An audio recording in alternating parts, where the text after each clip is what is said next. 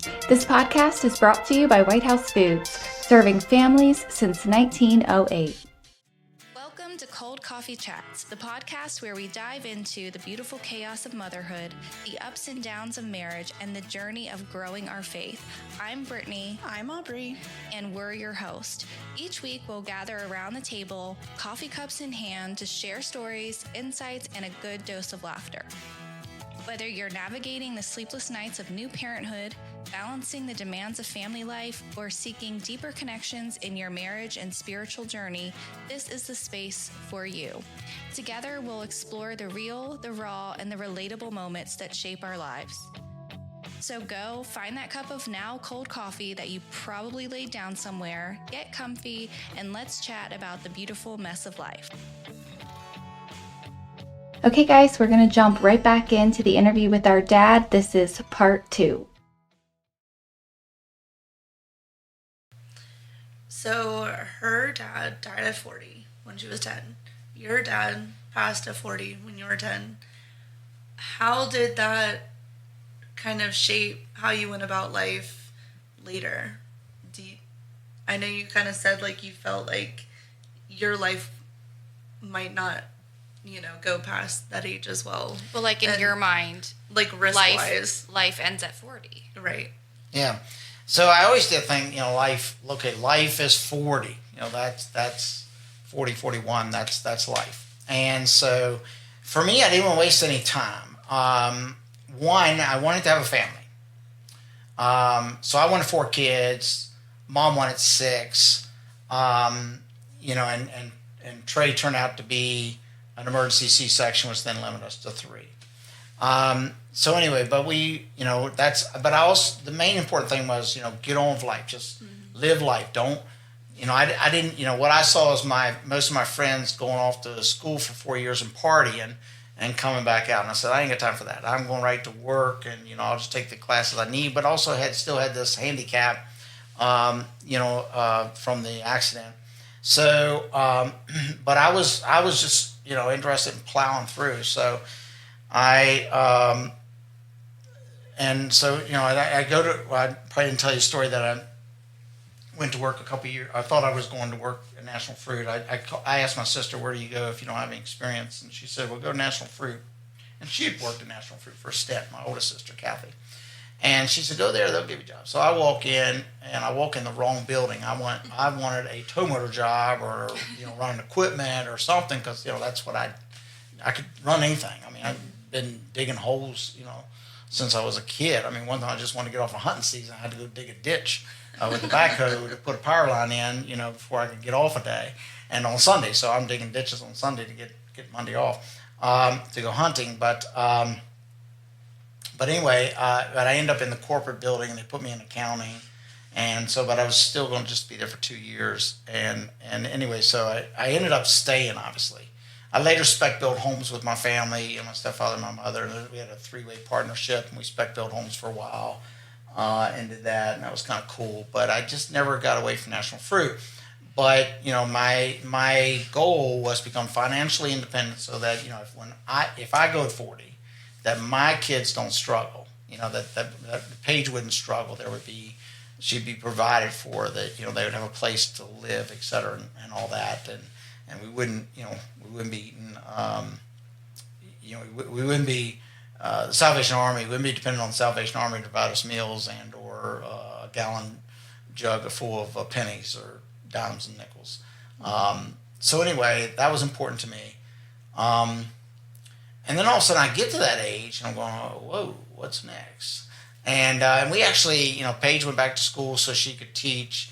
And, and kind of the thought, although, she said it was never serious, was that, when she'll raise the kids when they're small, I'll work. We sacrificed that. Paige had a job making more money than I did at Project Hope. And, but when Brittany, you came along, we decided, okay, this thing of, we actually had a nanny that lived right next door to us, and she was really good to Trey. Really quick, you said you had a nanny, but she went by Nanny, right? Like, yeah, we called her Nanny Ruth. Nanny. She was Nanny. Her name was Nanny Ruth, and we called her, and Trey called her Nanny Ruth, and he looked at her as like his third mom. or second mom, or he was really close to I was her. like, who's the second? But she wasn't able to keep him. After a while, he got too heavy, and she couldn't. She had back problems. So anyway, so we were kind of struggling with this, child care thing. Mm-hmm. And so when Brittany came along, we made a commitment to it's gonna be tough, but we go with one salary. And That's why I'm not the favorite kid. Yeah. And anyway, so then later, Mom went back and got her teaching certificate and was going to teach schools. And then I, as y'all got older, then I was supposed to be off. And so, I'm supposed to be off now and have the grandkids. But it never has worked that way, obviously. I don't think you would have been happy. I don't think it really would have worked. I think that wasn't just Mom. That But was you can see too. we were prepping for, I was still prepping in my mind that, Yeah. that 40, having financial independence at 40 and being secure, make sure the family was secure. And it all came from, experiencing that event with my dad. My dad was a very proud man, as well as my stepfather. They're both proud men. But I can remember before we lived in Round Hill, so there was a train track that went from our house or behind our house, to Bayless's Market and Cather's Market and all those places. And so he would when the rescue squad was coming to get him to take him back to the VA center for treatment and or his last time, they would give us a nickel to go buy candy. And back then a nickel would buy a fair amount of candy. And they would send us off, the three of us, the three older ones, Kathy, Susan, myself. And the first time, we did it, we just thought, wow, 5 cents, go buy some candy, great. We came back, Dad was gone. And so the second time we were smarter, and so we would go and set up on this hill and watch the rescue squad come and get him and take him away. And of course he didn't know that. But so he never wanted us to see him weak. I remember we had to move his bedroom downstairs, and his bed was in our TV room or living room area. And he loved Johnny Cash, and he would say, "Why don't y'all just sit here and listen to this Johnny Cash album?" But we were kids, so we're running around carrying on a lot like Rosemary and Magnolia probably would be today. And imagine yourself, sick, and now that might get on your nerves a little bit. So he would always. I can remember him always saying, "Why don't y'all sit here and listen to this?" Someone had given him a new Johnny Cash album, and he wanted us to listen to it. And we were sitting there like, "Okay, is it over?" But certainly one of the things I was concerned about was, is my dad going to heaven? And it was very concerning to me as a child. And so I prayed every night, "Oh my God, dear Father in heaven, please let Dad go to heaven. Please, if you have to take him." And I think my prayers always were to heal him. Mm-hmm. And then when it seemed like that almost seemed like an impossibility, and our faith wasn't strong enough to lead us in a direction that we thought that was possible, I would pray a different prayer, and that was that, I need to know he's going to heaven. And I finally came up with a prayer that just said, "Hey, dear God, if you have to take him, if a miracle's not in our works, take him on a Sunday, and that will be my sign that he went to heaven." And anyway, he was at the VA center. He passed at the VA center. My grandmother, Harris, my mother's mother, was there with us, as she was a lot.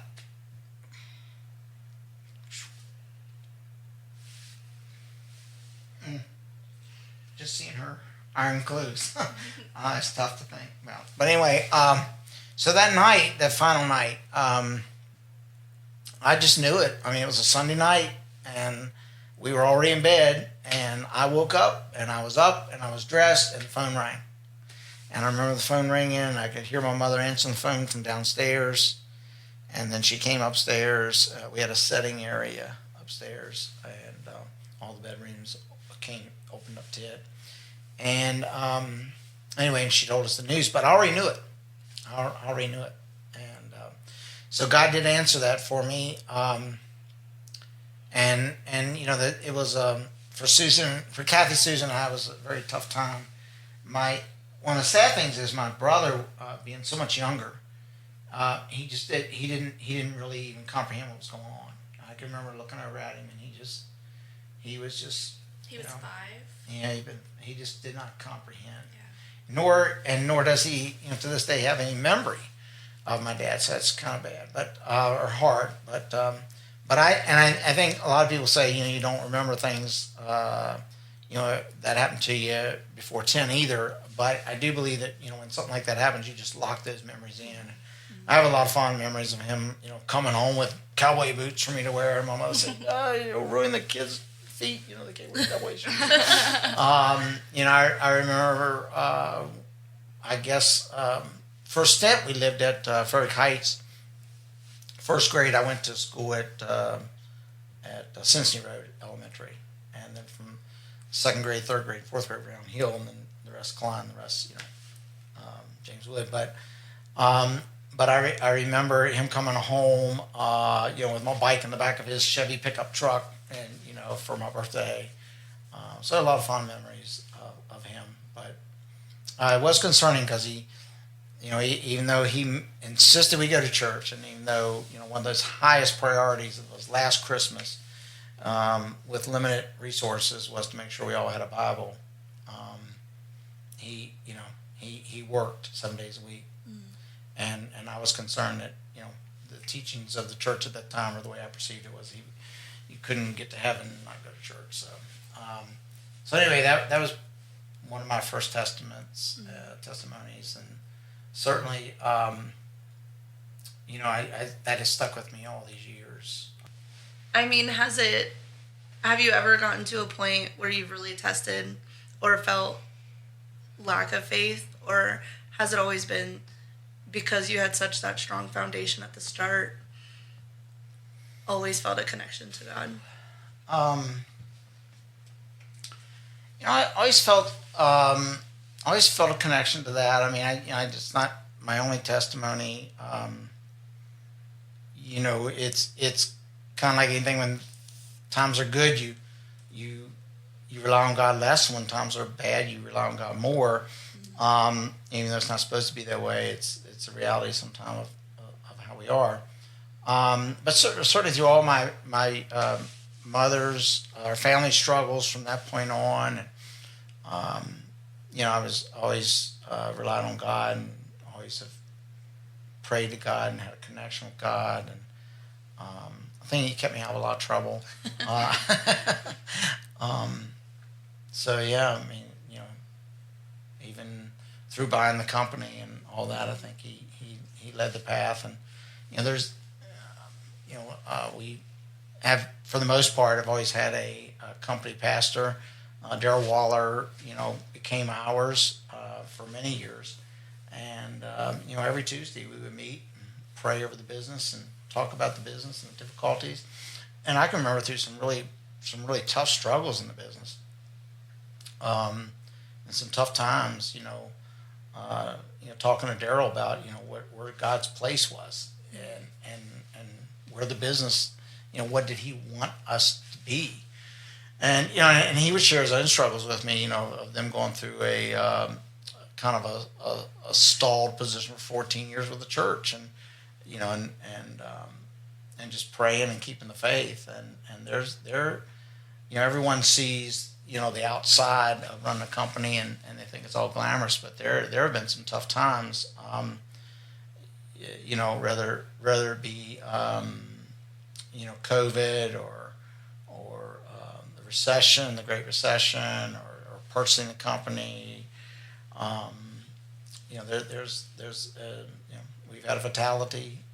They're extremely tough times, and I don't know how people get through these things without having a faith in God. And of course, we do devotion every day. I know people sometimes think I get carried away with it, but we're a company that's trying to run on biblical principles, and using the Bible to direct us. And the Bible has everything in it. It does, and it tells us how we're supposed to tithe. It tells us how we're supposed to give. It tells us how we're supposed to use our talents. And when you think about, so many people just waste their talents today, thinking that the government or their parents or somebody's going to take care of them. And there's just a lot of good scripture in there on how to run business and how to communicate and interact with people. And so I don't see a day where I'm not praying. I don't see a day where I'm not relying on God to help me make the right decisions. Maybe they think you get carried away because the devotion turns into a mini sermon. But since we are on the business topic, why don't you, like, for our listeners, how long you've worked there? How many years after that how did you decide that you were gonna buy it and kind of start from that beginning? How did you get from walking in and getting a job in accounting to where you are today? Yeah. You don't have to like go in full detail, just a little summary. You don't want to be here another hour. Yeah, I mean, I tried to leave. I don't think it just wasn't in the cards, and God said no. I guess. Interesting. I never saw it coming. I didn't. So I started in accounting, and it seemed like every 3 years I moved throughout the company, and so got a chance to do almost everything in the entire company. Really enjoyed going in and making something better. And although I still brag on holding some of the records, especially some of the production records today, it's not really what I want. I don't want to be in a position where I'm still the record keeper or holding the record. I want everyone to perform and to progress forward. But I just never I just never found a spot I wasn't someplace I was just thoroughly enjoying or seeing a lot of great opportunity in. And so, and some of that was tough. Like, when you guys were young, right there at that, junior high school range, I was gone on the road 2 years of that time for the most part, and come home on Saturdays, leave on Sundays. But it was a fantastic time in the business world. And I got to work for Coke and Pepsi and Gatorade and Quaker Oats and Snapple and all those companies, which in the Copac world you almost became like a member of their family. Mm-hmm. So you really got to see how other businesses operate and function. So I say National Fruit. National Fruit is my experience, and so but you need more than that, right? And so you can hire that from the outside, and you can also in my case I can also be the Copac sales manager. Mm-hmm. Who led me to those experiences as well, which was really interesting. Well, work-life balance is such a big thing right now. And, well, not right now, but, and I feel like in your generation, y'all were much more, like, work-focused, but I feel like you did a really good job of it because, like, you led Trey's Boy Scout, thing. I feel like you came to, like, Math Olympics at my elementary school, and like how no, but like I remember that, like I don't remember like you even being. I remember us taking the RV down to North Carolina and like staying weekends sometimes in the parking lot, but that just seemed like a vacation. And staying in the hotel in North Carolina and watching, like, it was the hotel was like connected to a mall. Is that right? Maybe? No. Okay, well, we spent a lot of time at the mall with Mom. But our hotel did have, like, a guy who played the piano. Yeah. Mm-hmm. And me and Trey would, like, watch him play the piano. I also remember the RV trip where Aubrey threw up. That's rude. It was so bad. I'm so sorry. I got sick. When you said it was like a vacation, I'm like, oh, a vacation. Okay, my memory is a little. I was younger. Okay. Yeah. But anyways, I think as a kid we didn't realize that you were even having to balance because you were like there. That was like a sacrifice. It was they were cool. They were big sacrifices, but and I don't know, they just like I would wait till you all would go to bed on Sunday. And, your homework done, the meal's done, and go to bed. And then I would drive 5 hours, 6 hours. some nights not making it. Some nights, just I only remember one night falling asleep and said, "Whoa, Oh my God. let's go check in a motel and we'll drive the rest of this." But I didn't. I try to do both. I tried to balance that. It took a lot of energy. I don't think I could do it today. It took a lot of energy to do it. And I would get in at 4:00 in the morning on Saturday, and you guys were ready to go at 8:00. But anyway, so that's probably why I still only sleep 4 hours a night.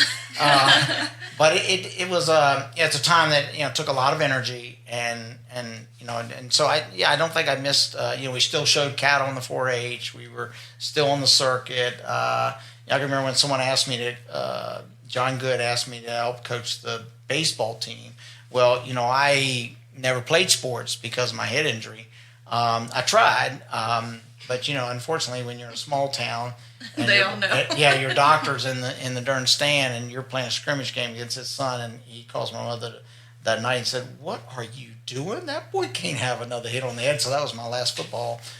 So I didn't. Did she know that you were? I think Mom wanted me to have a normal life, and she maybe didn't take it as serious. So she knew I was.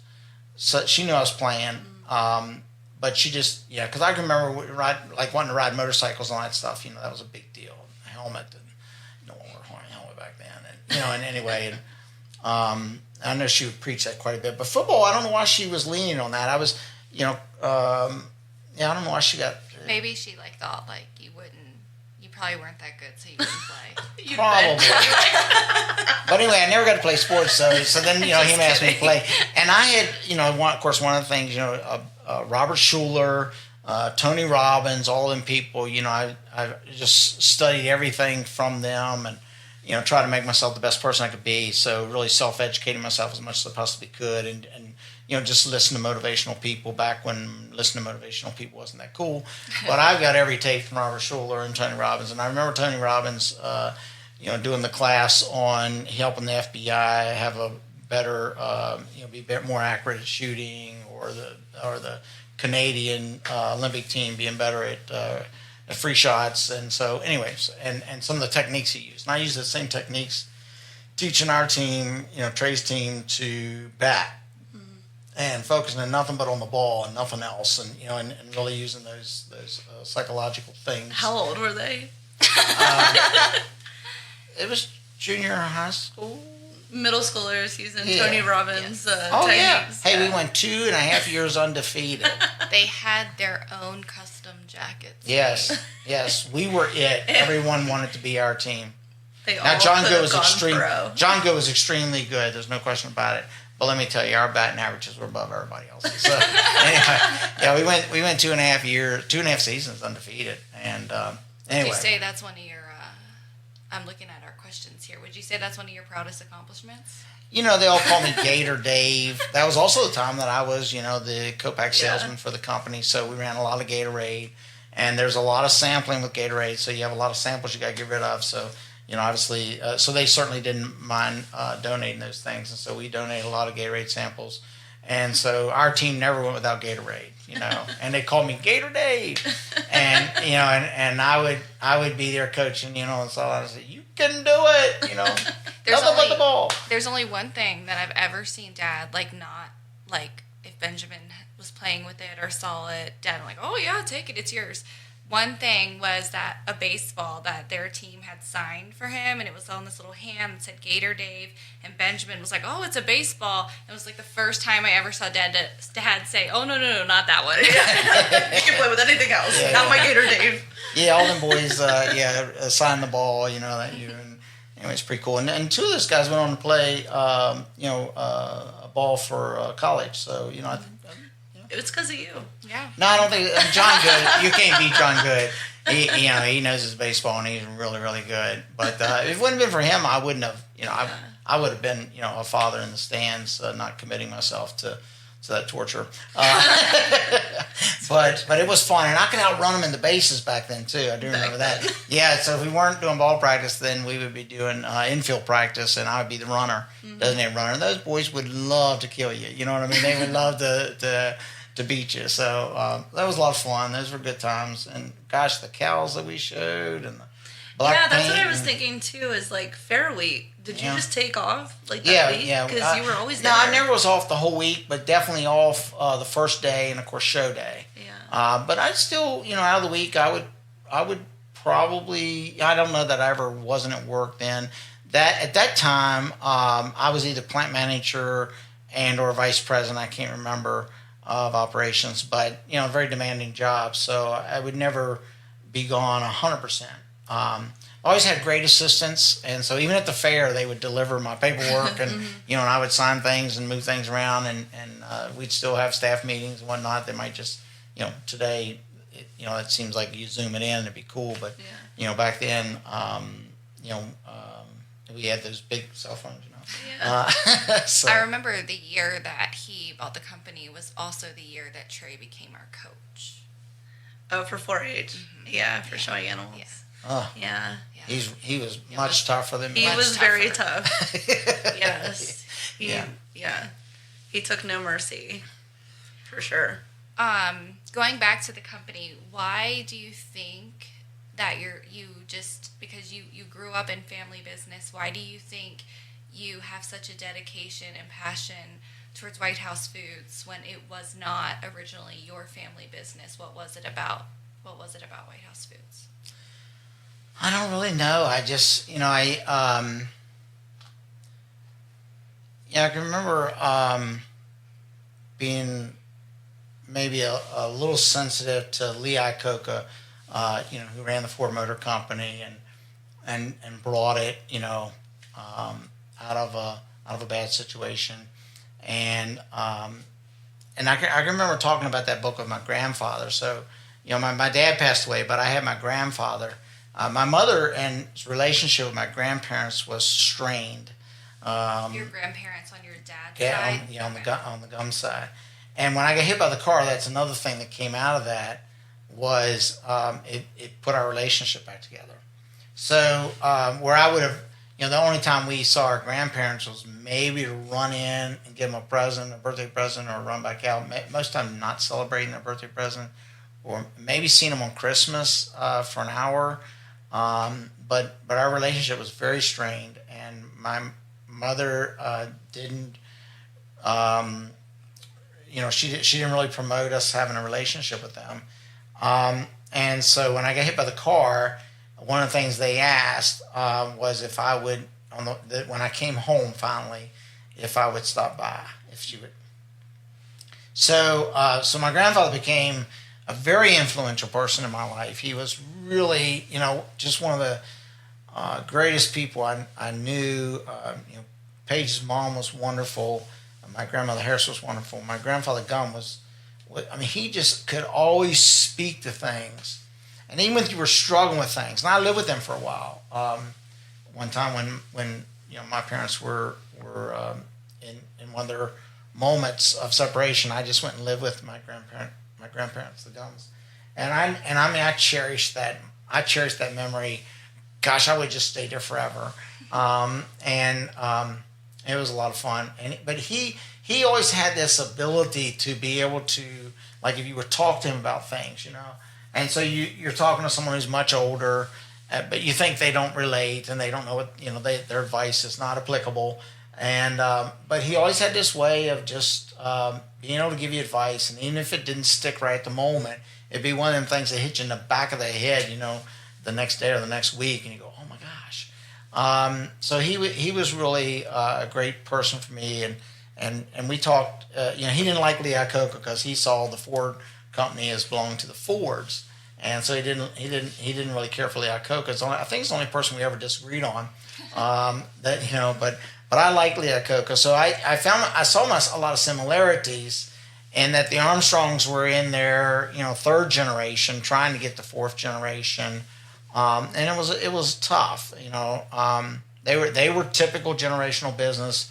First generation starts, second generation builds it, third generation it starts to decline or separate, and so there wasn't a true owner of the company. All four siblings owned an equal share of National Fruit, with really one active or in an executive role. And so, and it was hard to see. I did get a great opportunity to be a part of Frank Armstrong Jr.'s, meetings, and that, if it was rainy or if the weather was bad, so the guy who would normally go get him and bring him to work, because he worked, right up till almost the end of his life, and even though it might be, only a couple hours, I would go get him and bring him, and a lot of times those would be he's meeting up with the old guys and having lunch, and a couple of times I got to sit in with that and listen to stories of those guys, and I don't know, I've always been really respectful of wisdom and older people. Maybe my grandfather instilled that in me, but so I would listen to that, and it was just really, kind of exciting to realize all the opportunities they had, or maybe you didn't take advantage of or whatnot. Somehow I gained this ownership of National Fruit. Frank would say that I was passionate about it, or maybe even possessed. Obsessed, or possessed.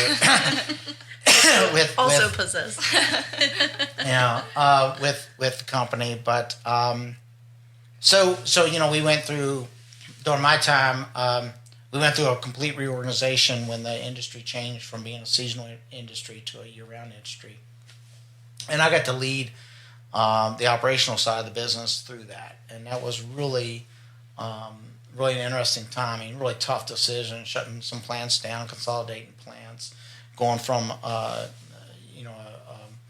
large inventory system to a JIT system, and running 24/7 versus seasonal. And so it was a really great transitional time, and a lot of great experience, and met up with a lot of consultants through that time, who really were very smart and knowledgeable, and helped through those processes, and so it just really for us to be successful mattered a lot to me. So as we got into the 2004-05 range, two things really happened in National Fruit. Verlis Miller, who was the vice president of operations, really general manager, kind of ran the company, made sure that sales and operations came together, retired. And Mr. Strader, who really was the executive vice president and son-in-law to Frank Armstrong Jr., was really the guy who held the financial whereabouts of the company together. And so, he started out, he would tell his story when he started out, they would pay for Apple's issuing stock certificates. And so, he went from, sweating the financials every day to being, they could call any bank anytime they wanted to and borrow whatever they wanted to. And they were very financially stable when he left. So he retired maybe 2 years before Verlis retired, and then Verlis retired. And so we lost two senior members of the team pretty quick. And we just weren't ready for it. We just weren't prepared for it. And so to, for me then to be in the vice president, general manager role, and see the company not be successful, it was personal, really personal. So when the family decided to sell the company, I thought it was a great idea. I really did. And so I was part of that team, putting together all the proposals and putting together the sale, and we had, I think about 5 equity groups who came in to buy us. National Fruit was asset rich, had a brand, had a lot of real estate from the orchards and whatnot. So most of them wanted to run the business. Some of them wanted to, just sell it off in pieces. Our tax code was written then and still is to benefit people to buy companies and sell them off in pieces, and use their net operating losses carried forward to avoid taxes. And for someone to buy it and run it and continue the operation, there aren't those incentives. But so there were some people who were interested in buying us for those reasons. But for the most part, all the groups wanted to continue to run it. Now, the piece that really surprised me and really shocked me was that all of them said, David, you're part of the deal. And so you'll come in and run the company, and you'll be, you earn X amount in 5 years. We'll flip this thing, 5 to 7 years, we'll flip it, and this is what you'll make. And so I think it gave me a level of confidence that maybe I didn't have. And I remember Verla saying something to me, because we had Frank had hired a CEO after Virgil had retired. And I asked Verlis one time, I said, do you think that, because it just seemed like it was being managed wrong. And I said, do you think he really wants to buy the company? And I knew he had the resources to do it. And he said, and Verlis said, well, any of us could buy it. And it's like a switch went off my brain. And then 2 years later, here I am buying it, right? But I just remember that. I don't think I intentionally directed it that way, but I remember him saying that. And then when I was buying the company, Virgil was still living, and he wasn't. He was ill, but he was still really good in his mind, and he wanted to speak to me. And he was in shock that the company was being sold, because he had retired not that long ago, and it was in great financial shape. So he was wondering what happened. And he was trying to dig into that from a stockholder standpoint and understand that. But he called me and he said, David, and Virgil was also the guy that never really should have told you what he thought of you. You were really kind of, or maybe even a little scared of him. He was a little intimidating, but he was really a strong guy. And anyway, and he said to me, I was at his house. He wanted to meet with me, and I went to meet with him. And he said, David, I'm going to continue to push as a stockholder to find out what went wrong, what happened. If I get in your way, you call me and I'll stop, because I want you to have this company. And so, wow, that was another one, right? And then, and then I got the support of almost all the stockholders. Obviously, it was difficult for the members of the family who were running the company to accept somebody internally buying it or running it and being successful. That would be tough. And so, we didn't get the support, and you wouldn't suspect you would. But the rest of the family who wasn't engaged, which represented about 75% of the shares, said, David, if you get close, they really saw a commitment to their dad that they would keep the company, private and keep it running. And obviously, they weren't in a position to do that anymore, and they were all, in their later years. And they said, you just need to get close. You don't need to match all these other guys, but you need to get close. So I put my name in the hat, and it was to buy the company, and that was my, I don't know what anniversary, but May the 11th, which was my company anniversary. And I put my name in the hat, and then we, got a contract deal going pretty quickly. We very creative in the financing and everything. And how many years had you worked there at this point? 25. Yeah, at that point. And at this point, how many years? Yeah, so it's been, 17 more? 40 something?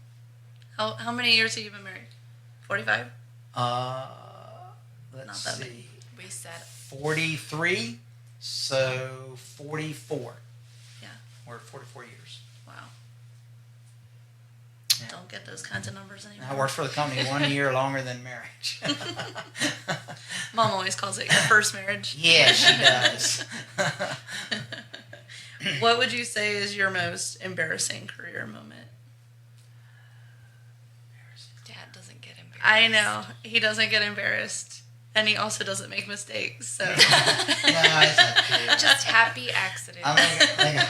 Yeah, so I mean, anything in public that's perceived bad of the company is personal. And a lot of people would always say, David, don't take it so personal. But it is personal. And I don't know how to effectively be passionate and run a company and put your heart and soul in it if it also isn't personal. So when things are said about the company or things go out, some of those things are embarrassing. And what's really kind of challenging is most of the time you're not allowed to tell your side of the story, or you can't, people perceive things or they hear things. And we're a local company, right? and people don't really recognize locally who we really are. And so in Food Line and Ahold, Delhaize, Ahold merged together. We lost all of our food lines here locally, which was is and a great. We're pretty solid there from a distribution standpoint. And but the Martins kind of stayed here, so and we're not as prominent there, but we're nationally distributed. We're number one white distilled vinegar company in the United States. We're number 2 apple cider vinegar company in the United States. We're number 5 in applesauce. So people don't see us with that national distribution, and they just see us as this local company that's here. So, but a lot of times things will happen here locally just because we're local, and so some not being able to clear the record sometimes, and it appears like there's some embarrassing situations. But if you knew the rest of the story, we're operating the best we can on biblical principles, and not everybody always gives you credit for that. And some of those things can be embarrassing, but correcting them will be in God's time. Yeah. So that kind of brings us to our next question, and it is how have you worked through obstacles, backlash, adversity, stuff like that, with social media and media? Well, adversity, makes you stronger, and you're not going to be, you're not going to be in business. You're not going to run a business. You're not, and not have adversity, so I know we shouldn't watch Yellowstone. It's probably, over the edge as far as things that God would want us to be entertained by, and there's obviously some things in there that are a little rough, but I do watch it. I got hooked on a little bit. And there's one thing that they say on there, and that is if you have something, someone's going to try to take it away, and there's no question about that. If people are always entertaining to get in business with you or do things, and a lot of them are really looking to take something away from you, and they think it's theirs, or if it's not the city of Winchester trying to rezone you or sue you for having a church in one of your buildings. It's some business partner selling you a piece of equipment that doesn't work and doesn't function, and then thinking that you owe them for it. And so there's always those are always challenges. You always have those adversities. The thing I've learned most is that the person who can fix those things, the person who can bring solutions, is you. And so you got to be extremely careful when you start going down the road of delegating things, away from the central point, because a lot of times, we're all people, and we, each side has an objective, and there's always compromise in everything we do. So just not letting yourself get too removed from the adversity or from the control point that those things get out of hand. But buying the company was certainly no. I can remember one night coming home at 2:00 in the morning, and Paige saying, "What's wrong?" And I said, "The deal's just not going to happen. We're not. This is after we contracted to buy it and everything, and we were having some issues, and it was on the legal side." And I said, I don't see how we get past this one. And so I don't think we'll make the deal. And anyway, and I went to bed, and I was in bed for 2 hours, and 4 a.m. I woke straight up out of bed, and I had the answer I had the solution. And I just thought, God put that in there. There wasn't anything I read or anything I did. It just boom, right came to me. And up I was 4:00 in the morning at 4 a.m. and back to work, and we got the deal done. So there's always challenges, and if you look at them as roadblocks, as you look at them as as negative always, you're not going to learn from them, and you're not going to get through them. So my mother always say, my grandfather was great as far as my business experiences, and when I first went to work, he said, "Now listen, people people are going to be, coming to work at work time and getting their coffee and talking and all this stuff, and there'll be a half an hour getting to the desk. You be at your desk and working. And when it's 5 o'clock, people are going to be, already packed up and headed to the door. I said, you don't pack your stuff up until 5 o'clock. And I remember listening to his advice and going, how does he know this stuff? And sure enough, when I started National Fruit, I mean, if you were standing at that door at 5 o'clock, you could run over. And but I listened to his advice in that regard. And of course, he had a lot more advice coming from the accounting world that he was from. And he also said, if you get a chance to buy something or lead something, pick the one that's at the bottom, because then it's only one direction that's up. And, when I first went into operations, I picked bottling because it was the bottom department. So we went up. I think I bought National Fruit, unfortunately, at the bottoms. But, we only had one direction to go, and that was up.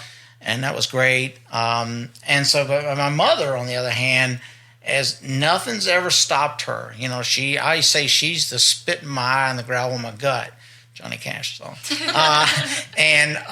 Because she, if she faced a mountain, and it was, it was detrimental to her family or it mattered to her family, she would climb that mountain, tunnel through that mountain. She would fly over that mountain. She would find a way to get through that roadblock and keep going. And so, that adversity is tough, especially when you're experiencing it. I don't know how many times I thought, I can remember one time going through this really bad situation, and I would just dread going home every night. And I'd come home, and I had to put a smile on for the kids and try to act like everything was cool. But, man, I was just really wrestling with this. And finally one night I got the nerve up to ask the question of somebody that I need to ask. And, of course, it was like, well, of course, we can fix it this way.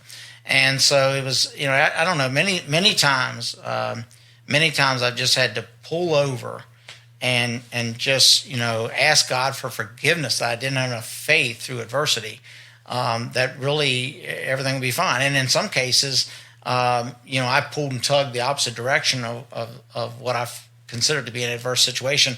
And really that was the answer. That was actually going in that direction was the best direction.